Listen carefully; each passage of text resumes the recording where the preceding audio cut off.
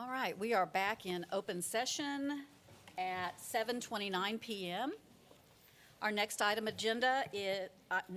on the agenda is superintendent report, construction report, and student advocacy update. Dr. Fields. Yes, ma'am. First up is the superintendent or the construction report. I'd ask Mr. Brooks to go over that briefly, and then I know that there's a portion that we'd like to speak about in closed session, and we can come out afterwards. Yes, sir. Mr. Brooks? Yes, sir. Good evening, Board. As it relates to the construction report, I wanted to highlight Converse Elementary School. Our current contractor out there, MTR, Moitor and Ramirez, is performing a geotechnical assessment at the campus right now to develop a plan of action moving forward. They're 1 week into the assessment, and again, once they complete that, they'll put together a suggested plan to give us an idea of how to move forward with addressing the issues out there. Also, I wanted to remind you that we're going to be asking to shift bond funds to increase playground upkeep and replacement. That will be an agenda item this evening. If you recall, we have $1 million in the bond allotted budget for that, for playground upkeep. But after we went out and the team went out and did an assessment, they found that the needs were much greater than the $1 million that we had allotted. And so as a result of that, the team is recommending an increase in budget to adequately address all of the elementary playgrounds that need attention. You have the construction report. I stand ready for any questions. Is there any discussion? Ms. Canoyer, I do have a question. It's just a little bit, Dr. Fields, Mr. Brooks, in relation to maybe getting a report to the board regarding access. I know that we've been doing, working on different access points for the district, and there's still some facilities, I understand, that still do not have their scan card to get into facilities. So I just needed maybe an update, or if there's something that needs to be mentioned on that, that would be helpful. I'd ask Dr. Gosh to speak a little bit about that. Yes, sir. I can answer that question. So we have replaced everything in the district as stated. We are in the process of installing all of the additional card readers at all of the campuses. That does require additional wiring in almost all locations in order to do that. We are scheduled out through the rest of the summer in order to complete all of the locations that need the scan cards. And they were prioritized based on the number of units that was needed at each site, along with some of the other components for safety, et cetera. So based on that, our goal, all campuses should be completed by the time we start school in the fall. So we expect to start next school year with all of those final portions of the access control completed. Okay, thank you. You're welcome. I appreciate that. Thank Ms. Eaton? Oh, sorry. Sorry about that. I have a question, and I hope it because it falls under construction. Thank you, by the way, for you all being so expedient about getting the fences up. I've been riding around, and I've been looking at them, and it makes my heart happy. But I have a question. What's the process for accessing them on, like, the weekend or in the evening? Are we going to, like... Okay, I'll shut up. Yes, ma'am, I can help to answer that question as well. So at the last district safety and security meeting that was held with the committee, we did discuss this as a topic. We are also collecting additional information from the other stakeholders, such as campus principals, as well as just other district personnel that need access to the various areas. Currently, we are ordering signage for those gates to indicate gate numbers, so we know which gate is which, as well as some no trespassing signs and hours of operation and things like that, and which lots are employee lots versus which lots are student lots. So we're working on the signage of those, but right now we only have about 5 campuses that actually have gates that actually cover some of the parking areas. Our aim is for the start of next year, we will have a formalized procedure that we will issue out to all campuses so that we will have a standard process for gates will be open at this particular time, they will be closed at this particular time, and on the weekends, they will be open or they will be closed based on the collective feedback of all stakeholders involved. So we definitely want to make sure that our facilities are accessible to the community, as many of our community members utilize those on weekends. And so that is part of that stakeholder input that the Director of Safety and Security is collecting in order for us to make a standard process for the district. You remember, what was it, a couple of weeks ago, we had an incident with, I don't know, did a car run into it, the transformer, or No, ma'am. it just blew up? It blew. Okay, so, no, it's because the thing is, if it's I guess I behind- could have described that better. It malfunctioned. Okay, we had a transformer blow up.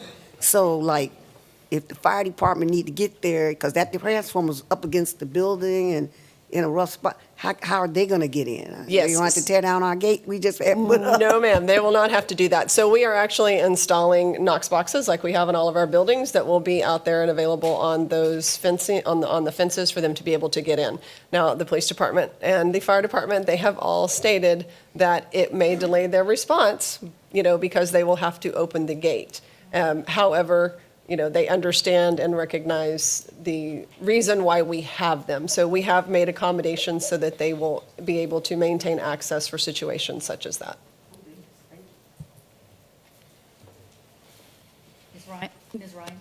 Ms. Ryan? Yes, in regards to the playgrounds, thanks for getting this stuff together. I know that was a lot of mileage, driving around and looking all of those. So, I know we'll approve it in a later agenda item, but since you're standing up here anyway, talking about construction. So it looks like, essentially anywhere that doesn't already have a small pre-K playground, they're all gonna get the same, is it one type of model that's Correct. gonna go all of those places? And then it looks like the rest of these are pretty much overhauls, right? Like, these Yes, are ma'am. ones that have been declared dead on arrival and need to start over. So it looks like those are Candlewood, where's Rochelle? Crestview, Elof, Hopkins, Masters, Millers Point, Pashal, Salinas, and Spring Meadows, for the older kid ones, which would be great. Do y'all have photos of some of that stuff you could send us, like what this looks like? Like, what does the $75,000 pre-K little playground look like? Oh, gotcha. Like, have you gotten that from it? Okay. yeah. Mr. It's Moore just in a has Friday note, just renderings that curious. he can provide for you. Yeah, because these are good news stories, like, that the community, care about. So if this gets approved in a later agenda item for this money, we want to be able to go out and brag to our community about it. Have any of those vendors given timelines-ish? Is this like a 3-month process, a 1-month process, a year-long process? Are playgrounds on back order like air conditioners? I'm going to ask Mr. Moore to come Wait, up. I think we should wait until, we haven't really gotten into that yet. Okay. We want to really wait until we get it approved, and then Okay. we can move forward with kind Okay. of the logistics of it. Yeah. But I don't want to get too involved before Understood. we put it out. Yes, sir. Okay, awesome. No, it'd just be nice to see a pretty picture in the Friday notes. We could put that in Friday note. Okay, Yes, yeah, ma'am. just to see what Tomorrow. kind of, because these are some things our campuses are very excited about, and there's a lot of parents really excited I about get it. getting this part of it moving. And if any of it's able to be done by August, that'd be even better, but I know there's a lot of moving parts this summer, so Yes, ma'am. I am aware of that. So thank you guys for all your hard work and all the mileage Yes, ma'am. to get this put together. Thank you. Thank you, ma'am. Thank you. Thank you. Next is our student advocacy update. We'd ask Dr. Johnson to come up and brief quickly on that, and then we can go into consent items. Good evening, Board. Hopefully I don't start sounding like a tongue-twisted auctioneer. As part of Dr. Field's 5-year entry plan, student advocacy was an area in which we briefed the Board. This is an annual report, an update to that plan. So beginning with professional development, over 300 attendees participated in 10 training opportunities this school year, and some of the topics are listed above. What's not included there is our new teacher academy cohort. Every single teacher went through the self-care in a high-paced school environment session back in August. In addition, the role of student advocacy has included working with partners to organize events such as the College and Career Youth Summit that was at Northeast Lakeview College for roughly 150 juniors and seniors this year. There was a college and career fair. There we're listening to businesses, getting to see different workforce solutions, job opportunities, things like that. I've also been assisting students and parents with their concerns and complaints across kindergarten through high school, supporting the restorative practices at participating campuses, and then providing guidance on issues related to race, gender, national origin, and religion, all of our protected classes. We are continuing partnerships. The Restorative Practices Collaborative is closing their 3rd year, and the My Brother's Keeper Alliance is going to be installed. That number is actually 27 as of yesterday. We are MBK Alliance City, and so Judson can claim MBK Judson as its own umbrella. That would also, all participating campuses will be in the Wagner feeder pattern, plus a few others to expand, and that'll be cohort 4. And we're looking at data to assess return on investment and look at how we are investing wisely. And finally, our measures of success. We're developing a classroom walkthrough tool, an equity walkthrough tool that will be used at the RPC campuses to assess for equity. There are team members, some of them are here, that will help inform that walkthrough document, and then that will all lead to an equity review. We are also collecting baseline data this year on these indicators listed below to see how we are impacting these areas, and including like CCMR, GT, our goals for increasing equity across the district. I stand ready to answer any questions. Are there questions? Yes, Mrs. Rodriguez. Thank you. The question that I had is, are we seeing any, could you speak to the academic impact that the restorative practices campuses have seen based on those practices being implemented? That data report is actually in progress right now. Great. I have a meeting with the data team from Up Partnership, who does the collective. There are capstone projects that are submitted, as well as data on discipline, things like that, but then we would need to pull the academic piece, and so that will occur this summer. Okay, thank you. Ms. Stanford? Just point of clarity, then you said discipline impact is also going to be in that report? Absolutely. Discipline, attendance, graduation, and attrition Okay. for the campuses that participated. There were 5 campuses that participated this year. Okay, thank you. Anyone else? Yes, Ms. And great report, by the way, thank you. I'm really excited to see the progress there. Just out of curiosity, is there collaboration with Ms. Garcia on this? Absolutely. I've already spoken to Ms. Herrera and also our RTI behavior specialist, as well as the student hearing officer, to look at preventative measures, proactive measures, reentry plans for campuses. Those are things that we've been talking about all year. Fantastic. Thank you so much. Anyone else? No? Thank you so much, Dr. Johnson. All right, and we spoke about the playground renovations already. You're good with that? Okay, great. So we'll move on into our consideration of consent items. And before I start asking if anybody wants to pull something, I have a couple of things that I want to announce. On 6A, we will not be voting on the program review minutes. They're not ready yet. We're pulling 6E. Administration asked to pull that. And we're pulling 6D. Administration asked to pull that too. So, nope, sorry. Yeah. No, sorry, nope. I'm on the wrong page. All right, here we go. So it is, we're pulling 6F. That's the only one. All right. 6A, the minutes from program review only, the rest will go through. And then 6E, but that's a separate item, agenda item. Correct. Oh, right. We're on consent. Correct. All right, so, does anyone have items they'd like to have pulled? I'll look down here. Ms. Eaton? Mrs. Rodriguez, do you have anything? Mr. Macias? I'd like to pull item G and item P. P as in Paul. Yes, ma'am, correct. Ms. Faulkner? No, I'm good. Ms. Stanford? Did you say E is taken off the table? Yes. E's Okay. been pulled by administration. That's all I was going to pull. Ms. Ryan?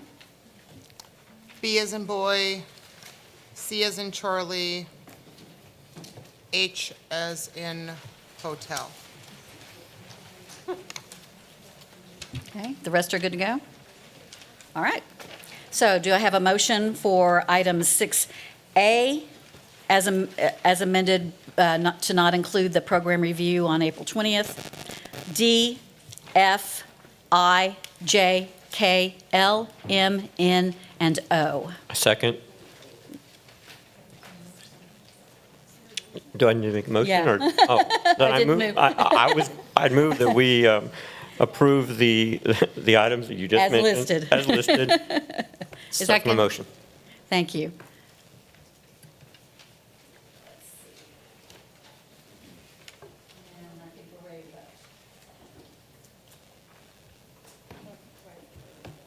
Oh.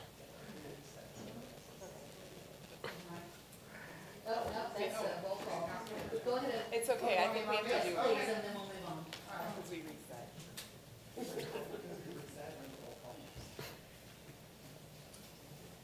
There we go.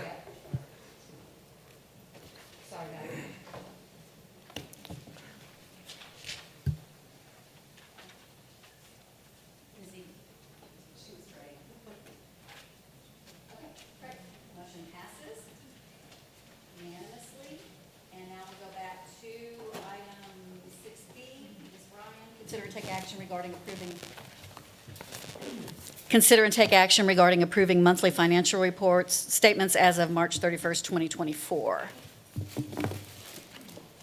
All right, thank you. With all eyes on budget and finances right now, I spent a lot of time going over this end of third quarter financials. I've got a number of questions. I just want to make sure I am reading these documents the right way. So these financials are end of third quarter, so 75% of the way through the fiscal year, Yes, ma'am. correct? And these include all these expenses that are already on here, already include all of the raises that we approved last year, right? 4.5.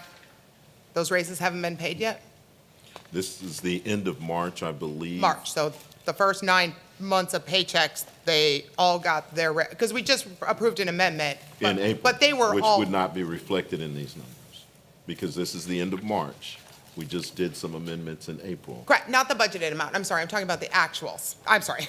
Yes, I have the new budgeted number, so I know that the budgeted column is not accurate because we approved a bunch of things in April, and you sent us the updated one of those. That's good. So sorry, I'm just talking about the year-to-date actuals, which is the second column. So that includes everyone's been being paid their correct salary. We're not going back and paying them the 1.5%, right? Well, but we're still not finished through the year, so. Correct, I'm sorry, 3/4 of their year, however many paychecks. Okay. I just want to make sure that had been being paid for the first 9 months of the year. And then this also includes a number of our other large expenses. So like the fixing of the air conditionings last August, some of these other things we did a budget amendments for, those expenditures have already been paid out of these, right? Like we paid those bills? It depends. Okay. The PO is already ready, but we pay as the service occurs. Okay, So that okay. doesn't So if mean we that fixed we something make last the August, we entire probably paid payout. that bill already in here. So, okay, I just want to Well, make sure that that some of that those, depends. Right. That would depend on whether or not for example, we may have ordered the chiller, so we needed to encumber that in PO. Doesn't mean that it has been paid out. okay, okay. And according to, oops, sorry, hold on, I'm trying to read all my notes. It's already late.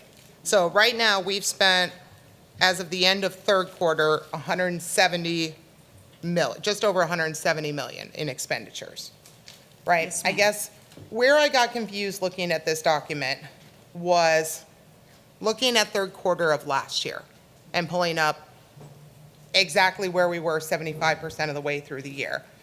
And so at this exact same time last year, We had already spent 175 million. So obviously that's before raises, that's before broken air conditioners, that's before a lot of early beginning of the year expenses that we had in this fiscal year.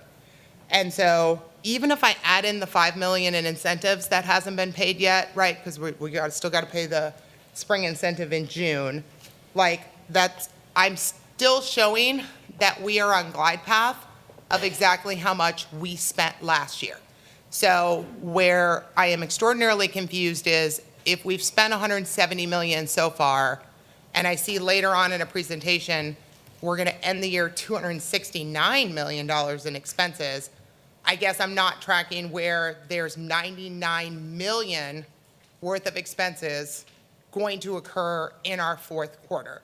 Because I get the 5 million in incentives, but we don't spend that much ever in our fourth quarters. So it feels like we're off by 20 to 30 million, because if we're on a certain glide path, if there is $30 million of extraordinary expenses that's going to occur in this quarter, I guess that's where I'm confused, because, everybody watched me last year, right, during budget season, and I'm all about finding money, right? Not that anybody did anything with it, not implying that. It's just figuring out where everything lines up and figuring out what money can be freed up to take care of every employee in this district, because no one wants to cut anything. I want to go find more money and find efficiencies, because I'd rather have less people here getting paid a better paycheck than have too many people or too much stuff, and then nobody's getting paid the right amount. So these financials, if these are accurate, then later on when we talk about the budget, that's all. I just want to make sure I was reading this right. We've spent 170 million, 75% of the way into the year, and I know there's an extra paycheck in fourth period. I know that. It looks like we are on a very good spend plan, and we ended last year with 246 million in expenses. So, but thanks for clarifying, just to make sure I was reading this correctly. May I Yes, respond? please. So last year's actual was 246 million. If we're predicting if we're Bless you. projecting this year to end up at 268, and again, that's a projection that only gets better as we move closer to the end of year, then that's a difference of about 22 million. When you consider some of the expenses that have not yet been paid out, which include the spring incentives that came to you this April, that's about 5.4 million. Then you're talking about the entirety of the raises.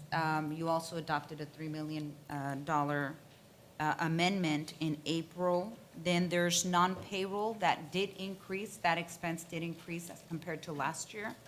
That's about 1.5 million. And then there's also the local fund attendance incentive, which is also paid out of local, that will be paid out this year, plus the remaining of the stipends that have yet to be paid out.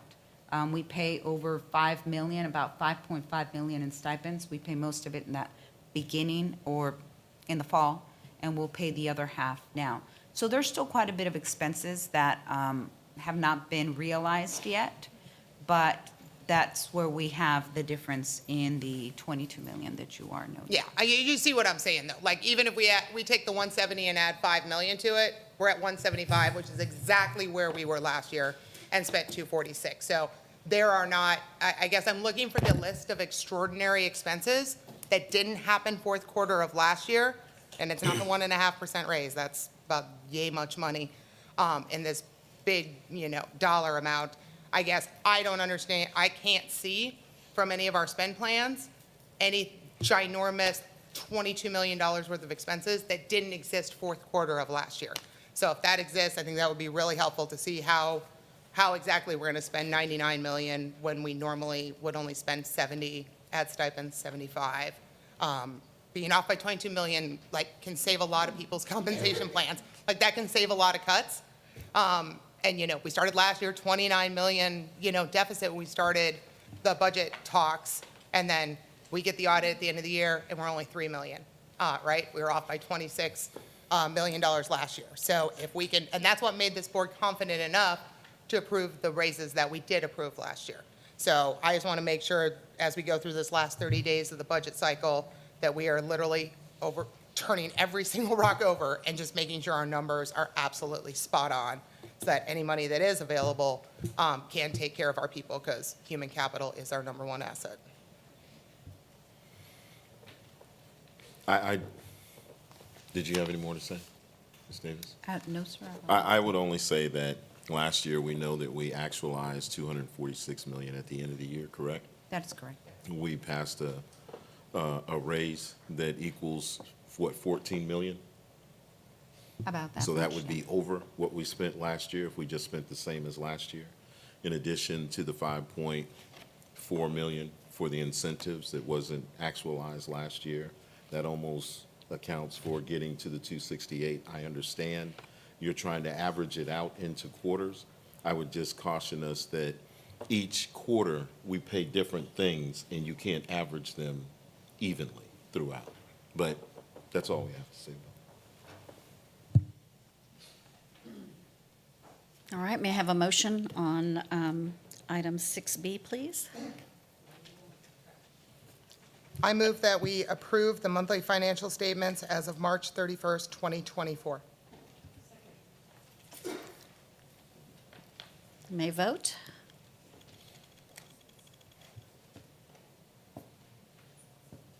All right, the motion passes 7-0. Item C, Ms. Ryan, consider and take action regarding approving cash investment report for all funds as of March 31st, 2024. Okay, again, thank you, Market. Thank you, Market. We have a lot of money in the bank and lots of different funds, so that's really been helping school districts because that is, you know, a cash inflow that normally we don't see, and we're able to see this year. So I pulled up the old investment report. So it looks like, so this quarter, I don't remember if it was on the email you sent me. If not, I had found it after I emailed you, that we were about 1.395 million. And so once I take the first and second quarters, it looks like we're getting close to 4 million so far in actual interest through the first 3 quarters. And I looked up both TextPool and Lone Star, and it looks like they're both still raging above the 5.3% level. That's where we have most of our general fund money. So, and we're halfway through the quarter already, so unless something changes in the next 6 weeks, it looks like we're going to have definitely over 5 million of just general fund interest earned this year. Now, according to what Mr. Anderson said at the budget workshop, I believe he said none of that is currently on any of our budget preparation stuff. They wait to add that at the end, right? I think that's what I think we asked him if there was any interest income, and I think he said it wasn't in there, or she knows. It is. It is. It is in there? So. Oh, and a fourth quarter projection also?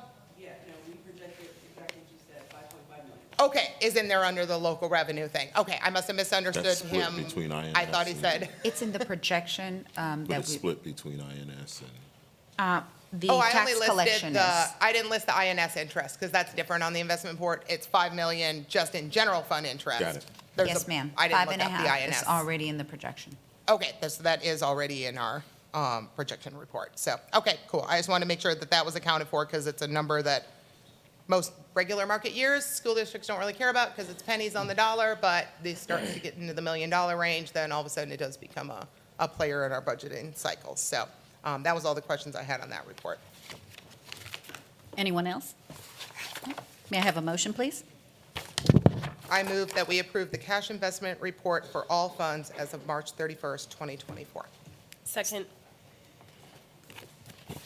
Go ahead and vote.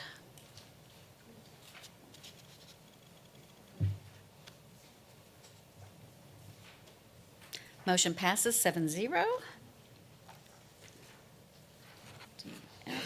Our next item is item G, consider and take action regarding the ranking of submittal for request for proposal 22-23 STEM Lab for Kirby Middle School. Mr. Macias. Yes, ma'am. I pulled this just to get a little bit more of a strategic direction of this lab. We talked about JSTEM having a resource and Kirby, so just wanted to get a sense for the community's sake and for mine on what that looks like. Can you elaborate a little more about what this is going to look like? go ahead. Yes, sir. As you know, Kirby STEM will be opening up next school year. And so one of the things that they're doing as part of their new school model is engaging all sixth graders in a STEM elective. And in order to do that, they're looking into a STEM lab so that every sixth grader has the opportunity to engage in that kind of learning. It follows mostly the engineering design project. They have modules for pneumatics, pat costers, laser engraving, things like that. And so it's going to focus on the design process. It comes with learning kits, equipment, and professional development for the teacher. That's for the sixth graders. As that new school model grows, we'll be looking at adding STEM labs for seventh and eighth graders, which would come out of different funds. But for now, we want to support them through our Title IV funds. And that's using the creative learning systems in sixth grade. And I won't dive too deeply in this, but eventually I'd like to probably talk more about if this STEM program at Kirby is replicating the success we've seen at JSTEM, and if there's any differences in that school within a school type model. But I know this is just for the lab, and I'll digress and talk about that a little later, but just putting that out there that that's sort of what I'm looking at. I'd like to see that program thrive and be as successful as just a middle school model. But, all right, that's all I have for that. Yes, sir. And I'd just like to say that the Innovation Committee keeps up with this, and part of what they do is assess. So we're looking for the principal to come in with data to help support that this is an innovation that's truly working. So all of that definitely we'll have eyes on. Anyone else? Yes, Ms. Stanford. Yes. I just want to say I'm excited to see Kirby get this program. I've been looking for growth in Kirby, and go, guys. I just hope you take this and run with it and have as much success as the other JSTEM program has had. So looking forward to watching you grow. Ms. Ryan? My questions had more to do with the funding source. I guess I'm a little confused. I don't think we had our last Innovation Committee where we talked about the new schools for next year and what their plans were and didn't really look at their budget. So I guess, why is this not being paid for by a LASSO grant? If we got approved as a STEM middle school, do we not get money to do a STEM middle school from the LASSO grant? Yes, I was going to jump in, only that this year was for implementation purposes. I believe it was 200,000. For next year, there's another grant that comes for about 1 million. 1 million per campus. Per campus. But we haven't received that yet, but we need to prepare for next year, and we have the funds and the title funds to move forward. But you can add. Well, I guess, so here's my concern with title. Let me go where I'm going with this, which is, this is using almost half of our Title IV money on 2.5% of our student population. That's how many it's only sixth graders. 1% of our student population.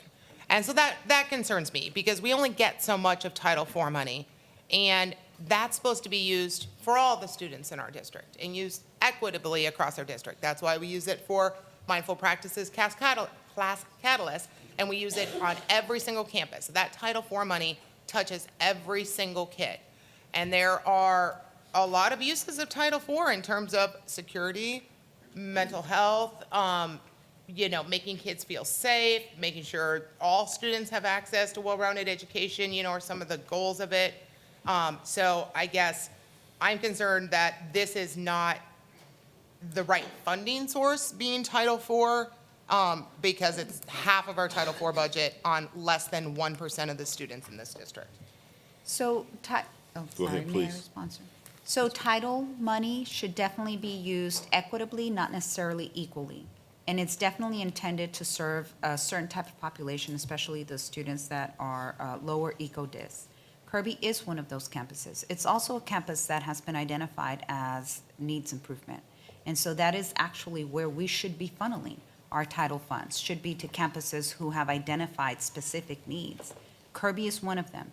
It is a practice to go ahead and spend more on those campuses because the need is there. And so it is definitely a Title IV allowable fund. To your point as to sometimes we spend a little bit more on certain populations, the same can be said about other programs. And so that's definitely a choice that we make. But in this case, the need is academic and the funds are there, and it's not impacting or taking away from any other program that we've already had a plan for.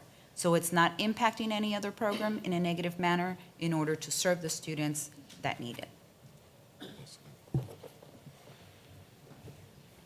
Yeah, it's just back to, there's only so much money in the pots, right? So everything we spend our money on could be spent on something else for other kids. So, and especially if we're gonna sign up for these innovation things, I don't think we understood how much of a bill we were gonna be footing versus the grant footing it. Because again, this is one lab. That means there's gonna be another 300-something thousand. Who knows what the price will be once you roll it out a couple of years or two down the road, and then we're gonna have to continue to fund that out of something. But we'll have the grant money for that Yes, we will. by then. If they choose to spend it on that. And, you know. and it's stated here in your board document that the following two labs will not come out of Title IV grants. They will come out of CTE grants, and that's something we've discussed in board innovation as well. Okay, so not coming out of the LASSO grant, again, so it's gonna take away from our CTE programs by coming out of the CTE grant. But the students sitting in the CTE are going to generate that funding. Oh, so they're only gonna use the portion of the CTE that's attributable to those students then? Yes, ma'am. Okay. Our CTE allotment's not that much, but, okay.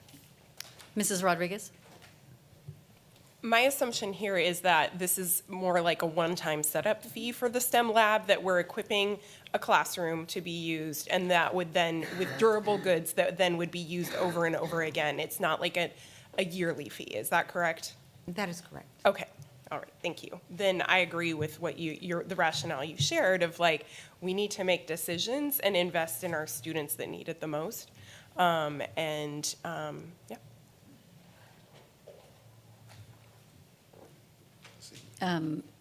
Ms. Eaton? Ma'am, okay, because I just want to make sure I understood what you said. So we have $1 million coming.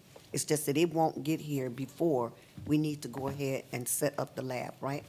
Yes, ma'am. Okay, once it comes in, because that money is targeted for that program, it can only be used for that program, right? For that campus. Once we Right, receive right. the additional million. It's targeted yes. funds. We Yes, can't ma'am. get it and then say, oh, let's go spend it somewhere else. Oh, gosh, no, ma'am. Okay, I didn't think so. Yeah. I just want to make sure I'm getting, Yes, ma'am. thank you, ma'am. You're welcome. But if I could clarify, Ms. Eaton, what she's saying is the $1 million they're gonna get for the grant, none of it's gonna go to any of these STEM labs. They're gonna look for other funding sources like Title IV or CTE. Did you not say this lab's Title IV, did you not say the next two labs were gonna be CTE funded? They could be Okay. CTE funded, ma'am, but they could also be, part of it could be partially funded from Okay, this I LASSO heard you grant. say that it said on our board documents that the next two were gonna be CTE, so maybe I misunderstood what you I said. think what she's trying to communicate is that we want to use as many funds as we can and in many different ways to make sure that this grant that we applied for at a campus that needs it, that we feel like will generate the type of learning that we want at that campus, to get that done. And right now, we have the money in Title IV. We can set up for it beforehand. We know we have other money coming in, but that money will be used for salaries for some individuals, as well as equipment and supplies needed to maintain what goes on at the campus. Yes, sir, that is correct. I'd like to move that we approve the ranking for the submittal for request for proposal 23-23 STEM Lab for Kirby Middle School. Motion by Mr. Macias and seconded by Ms. Stanford. Go ahead and vote, please. All right, motion passes 6-1.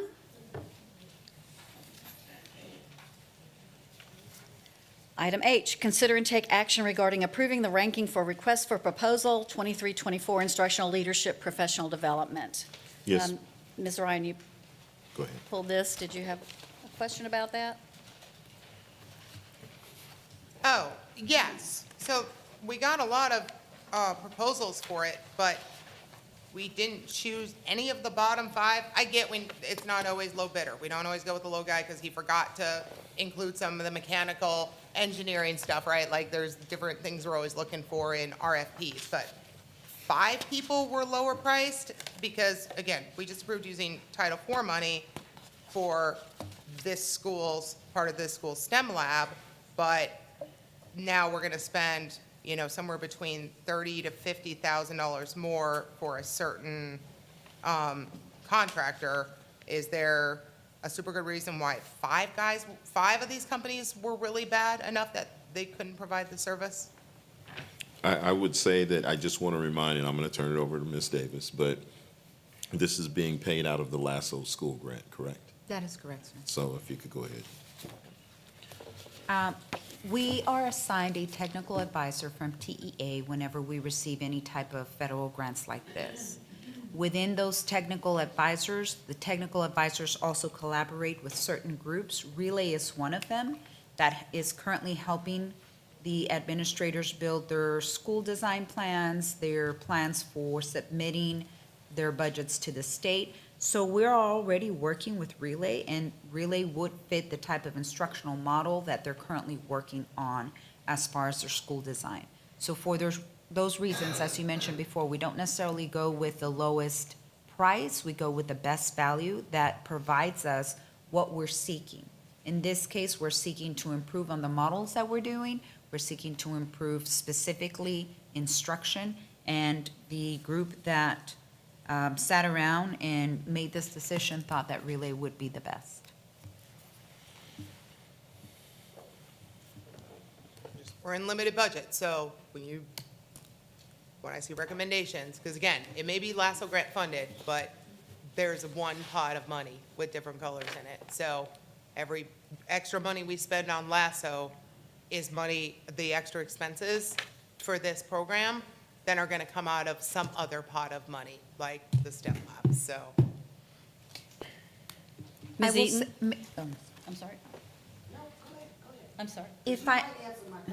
If I may add, this is for professional development, and so we have a certain pot of money that needs to be expended before June. The 200,000. Yes, and so that would not be enough to purchase the lab, that would not be, so there's specific budgets already that were pre-approved by TEA. That's a mandate that we have to do when we're using this money, and part of it is to be spent on professional development, not on the instructional supplies. And this is the professional development that is best fit for this kind of model.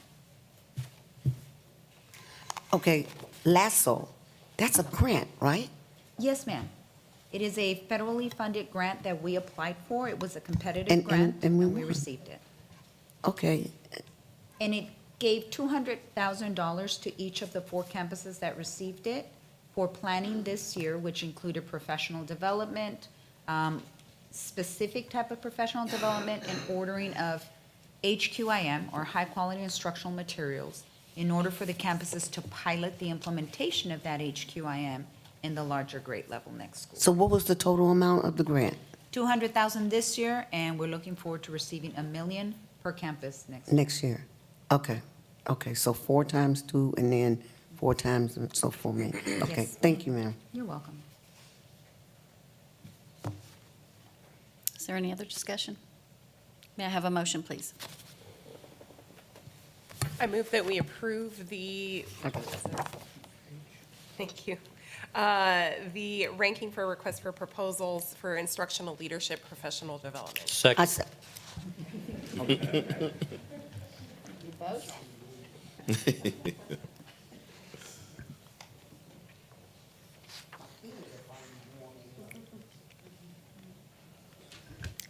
Motion passes 6-1. And finally, item P, consider and take action regarding approving the staffing report. Mr. Macias. Yes, just a brief backstory on the staffing report. My laptop ran out of batteries, all my notes were on my laptop, so just give me some rundown on what this is about. Yes, sir. I will ask Dr. Taganow to just go through it. It was a design that originally came from Dr. Gosh. We put it together. Dr. Taganow kind of perfected it. And we really speak to the positions and the vacant positions as we go through, and we try and turn that into the board on a monthly basis so you have a better understanding of where some of the vacancies are. Did I leave anything out, Dr. Taganow? No, it is basically just an overview, sir, of the vacancies and the positions that are actually filled so that you can see that. By campus level, as well as department staffing.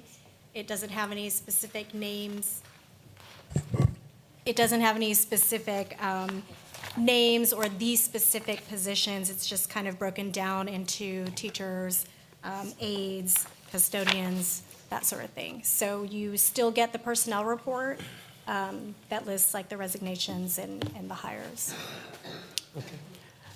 I appreciate that. Thank you. If there are no other questions, I can make the motion. Ms. Ryan had a question. When we say positions, what allocations are these numbers based off? Like if we're overstaffed in teachers, is that accounted for? Like I see teacher vacancies, but then I hear that we're overstaffed in teachers. So I'm just trying to reconcile, are there 46, what was the number? I don't, you just handed me another one. 46 was the old one. Are there 46 specialty teachers like that can't be repurposed?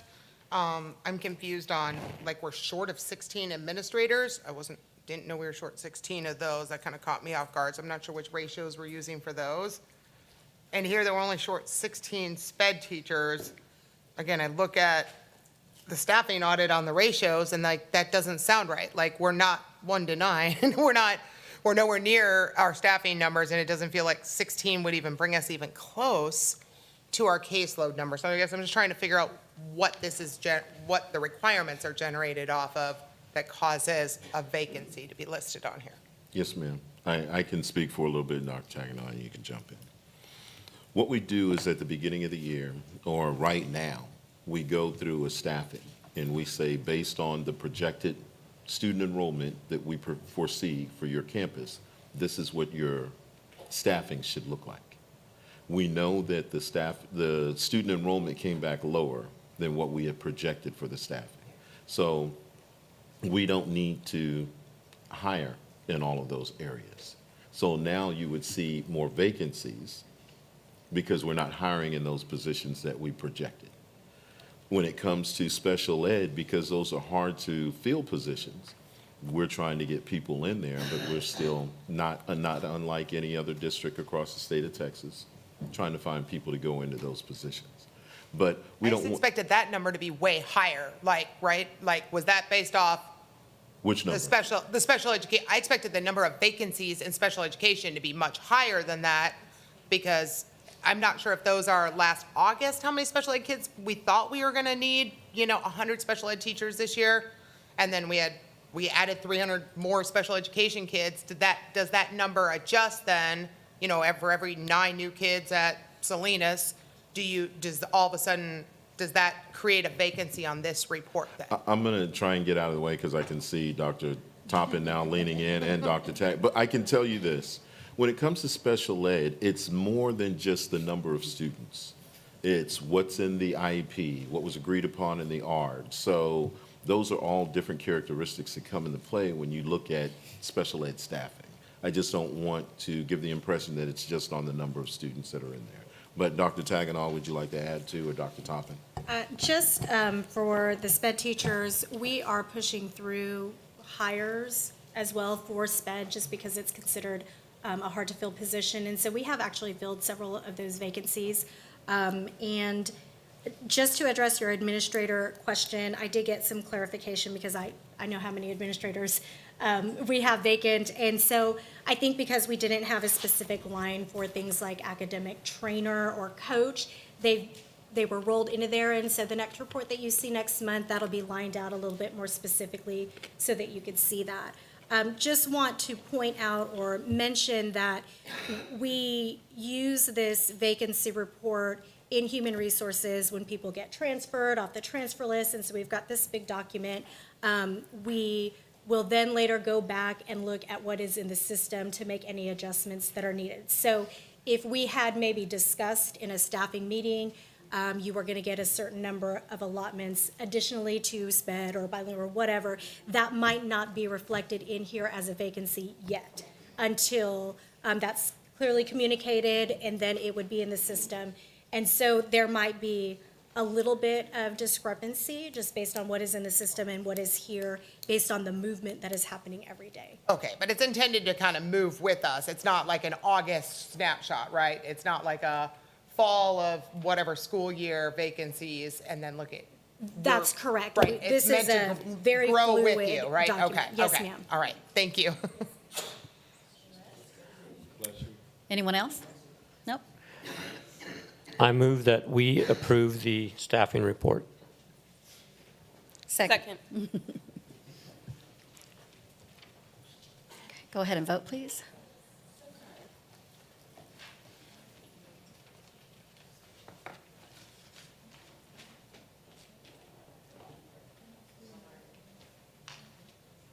Okay, motion passes 6-0.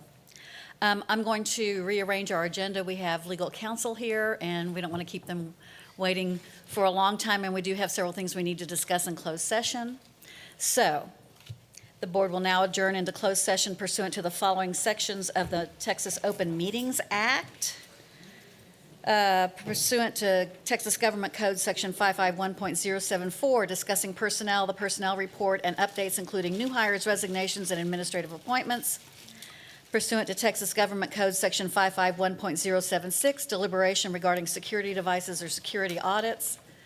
Pursuant to Texas Government Code 551.071, attorney consultation regarding legal issues related to the compensation plan. Item D has been pulled by the superintendent. Pursuant to Texas Government Code 551.074, discussion regarding board member duties, roles, and responsibilities.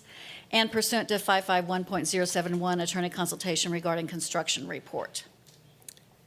The time is 8:20 p.m., and we are moving into closed session. Thank you.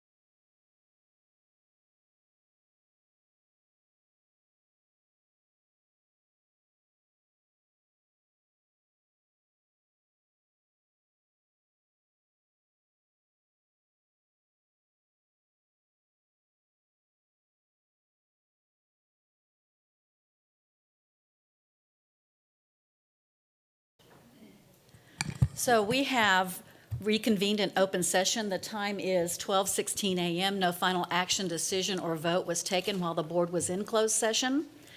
Are we moving back to 7 and then, or are we going to go ahead and do the closed? Okay, we're going to do the closed session action items here. So, 10A, consider and take possible action regarding the personnel report and updates, including new hires, resignations, and administrative appointments. Do I have a motion? I move that we accept the personnel report as discussed in closed session. Second? Sorry, got to proceed here. All right, you can vote now.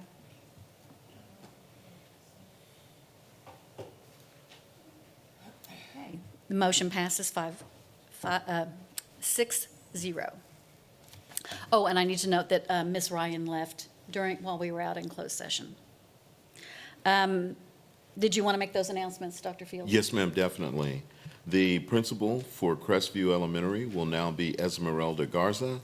For Judson High School, it will be Joe Gutierrez. And our new CFO will be Larry Guetta.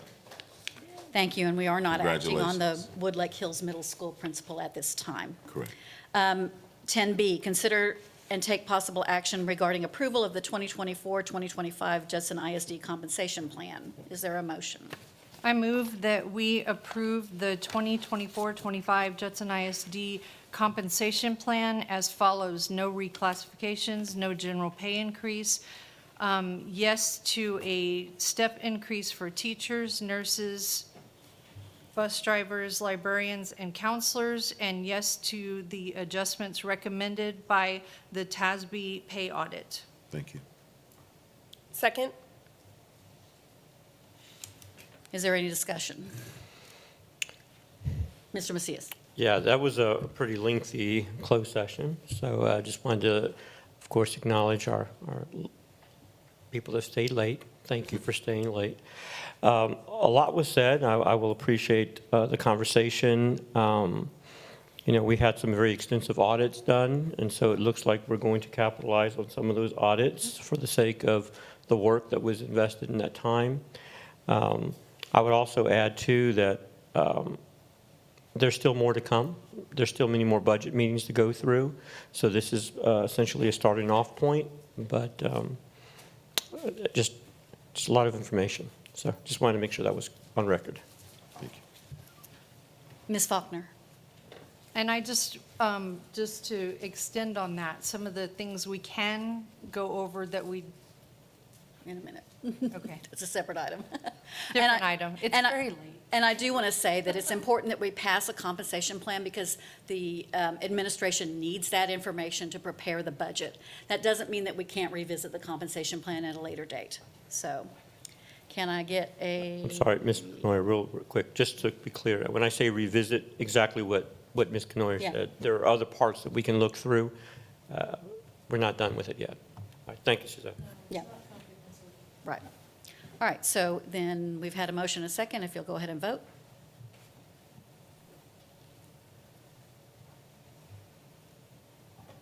Okay, motion passes. Thank you, guys. 5-1. All right, now we're going to go back and pick up on some other things. Yes, ma'am. 7A, discussion and possible action regarding approval of the proposed subdivision plat establishing Elementary School 21 located at Retama Parkway in Bexar County. Yes, ma'am. This is for Elementary 21. We went over the plats and the recommended easement ways earlier. We would just ask that we go ahead and approve this so that we can move forward with the subgrading and getting started with the land over at Elementary 21. I accidentally hit the proceed button. Is there any discussion on this item? No? So may I have a motion? And a I move second? that we approve the proposed subdivision plat that was for elementary school number 21 located at Retama Park in Bexar County. Second?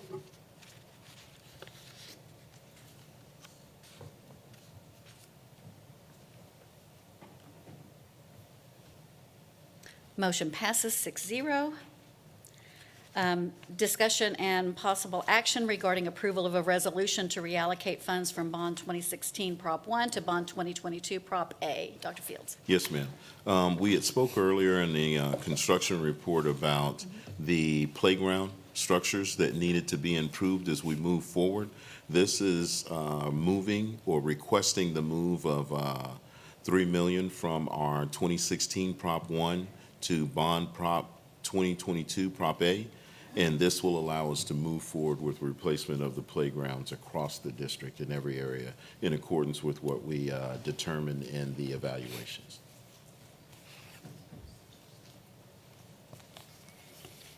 Is there any questions? No? May I have a motion, please?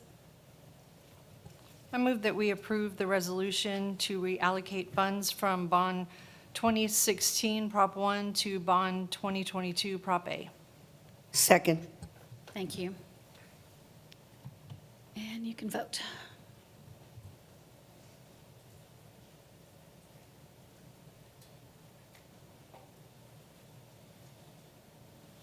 Motion passes 6-0. We're moving right along here. Discussion and possible, 7C, discussion and possible action regarding approval of corrections to 500 series employee pay for new hires from July 2022 to present and the timeline and implementation plan for the new HR rubric. Is there a motion?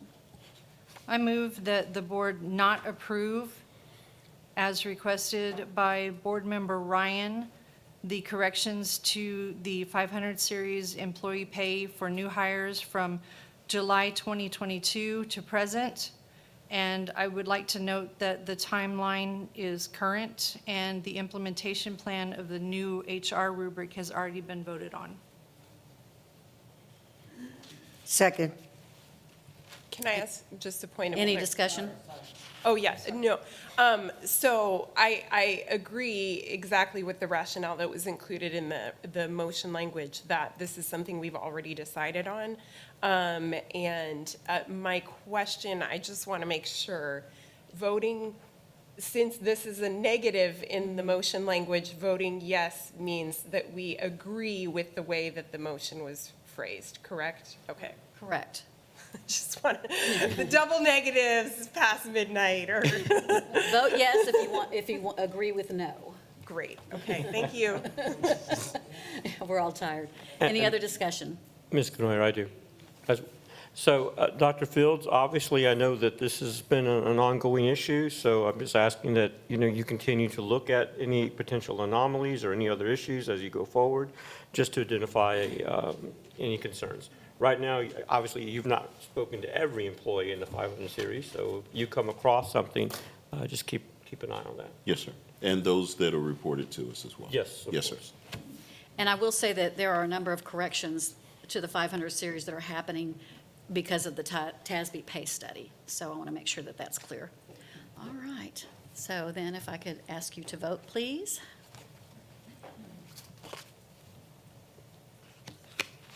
Motion passes 6-0. 7D, discussion and possible action regarding approval of potential cost reductions to the district's local budget. Yes, ma'am. We, the cabinet presented several possible cost reductions, and I would ask that Ms. Faulkner. Some of the possible reductions that we're considering are the health service facilitator stipend. Do I need to list the amount? No? Okay. The webmaster stipend times 30. The Wagner feeder pattern stipends for both teachers and instructional aides. And the distinguished educator stipends, we're going to defer to see if the Jeff Foundation can pick up that cost. We're talking about, we also talked about removing the CTC stipend and the JEDI stipend, the lead librarian stipend. We discussed the restructure of Adventure Club, sunsetting the communities and schools, and moving the academic enrichment teachers to a different funding source. Thank you. Is there any other discussion? Mr. Macias? Ms. Rodriguez, I'll let you go first. Oh. Okay. You hit the button. I did not. So I think like these are incredibly hard decisions because there's so much value in all of these things. We value our employees and the extra time that they put into that is part of what's considered in awarding stipends. And I think as a board, we are very committed to keeping the employees that we have.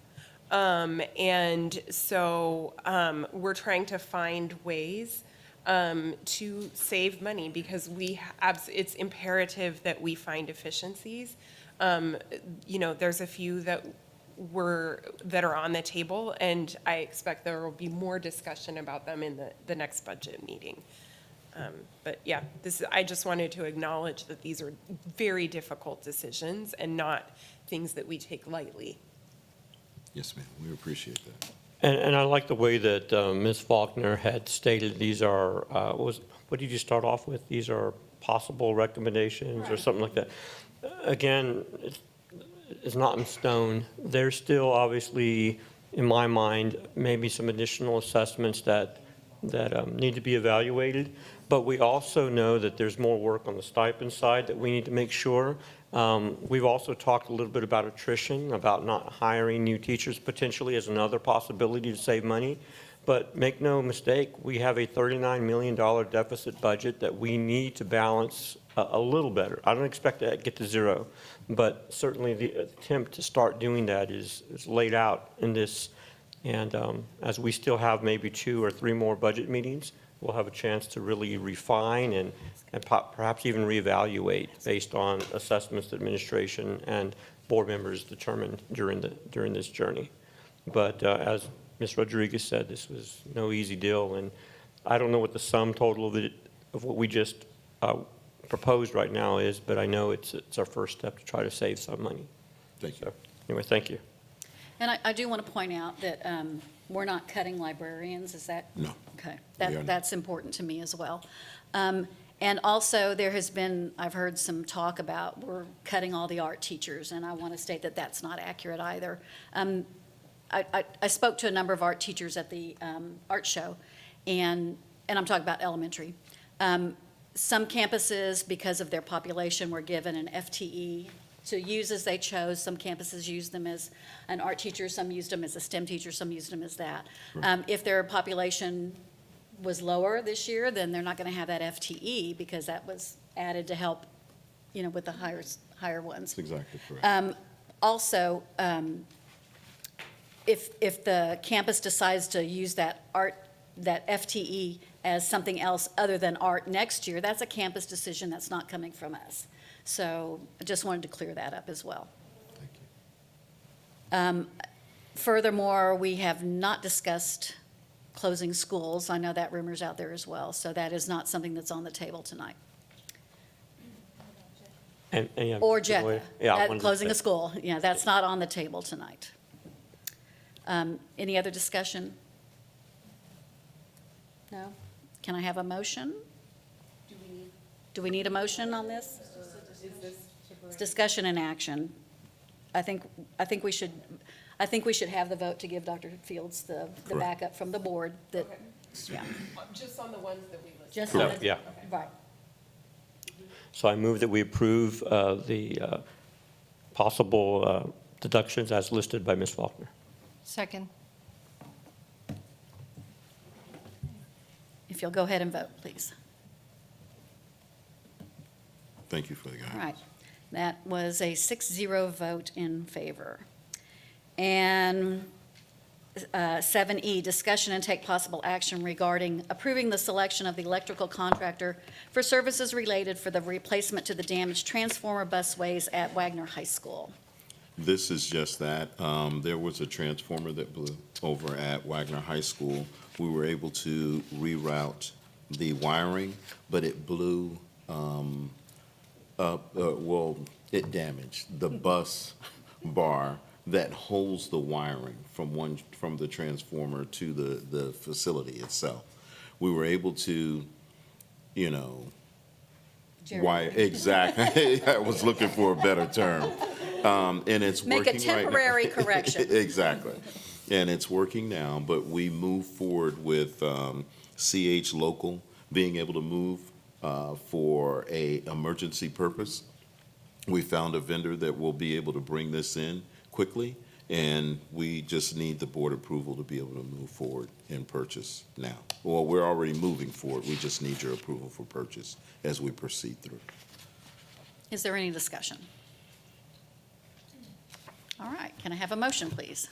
I move that we approve the selection of an electrical contractor for services related to the replacement of a damaged transformer at my high school, Wagner High School. Thank you. Second. Thank you. Go ahead and vote, please.